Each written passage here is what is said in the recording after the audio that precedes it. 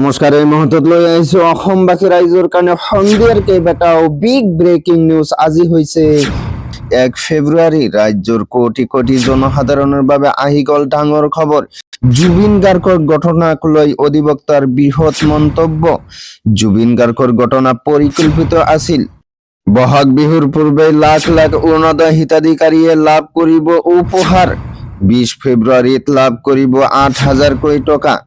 লগতে কেইটামান ৰাজনৈতিক আৰু অৰাজনৈতিক খবৰ যুগুত কৰা হৈছে আজিৰ দিনটোত। গতিকে এনেবোৰ খবৰ নিতো চাই থাকিবলৈ চেনেলটো সাবস্ক্ৰাইব কৰি ভিডিঅ'টোত এটা লাইক কৰিবলৈ নাপাহৰিব। হয় বন্ধু বান্ধৱীসকল, আজি আমাৰ প্ৰথমটো খবৰ খুবই গুৰুত্বপূৰ্ণ খবৰ।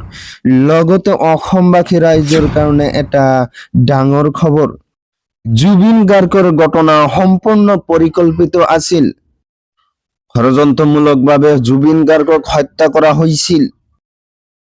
এই ষড়যন্ত্ৰত জড়িত আছিল অমৃতপ্ৰভা মহন্ত।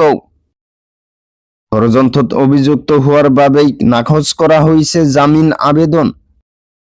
অসৎ উদ্দেশ্যৰে জুবিন গাৰ্গৰ ধন আত্মসাৎ কৰাৰ প্ৰচেষ্টা চলাইছিল।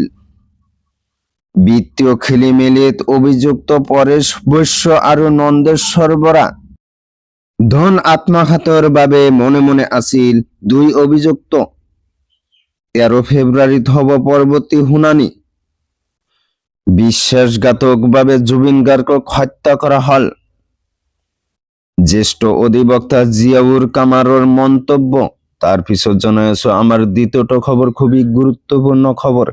লগতে অসমবাসী ৰাইজৰ কাৰণে এটা ডাঙৰ খবৰ।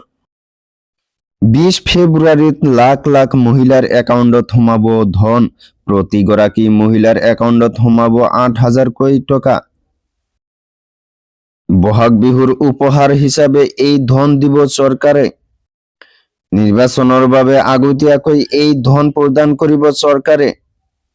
এইবাৰ কোনো মহিলাই লাভ নকৰে অৰুণোদয় আঁচনিৰ 1250 টকা। প্ৰতিগৰাকী অৰুণোদয় হিতাধিকাৰীয়ে লাভ কৰিব 8,000 কোটি টকা।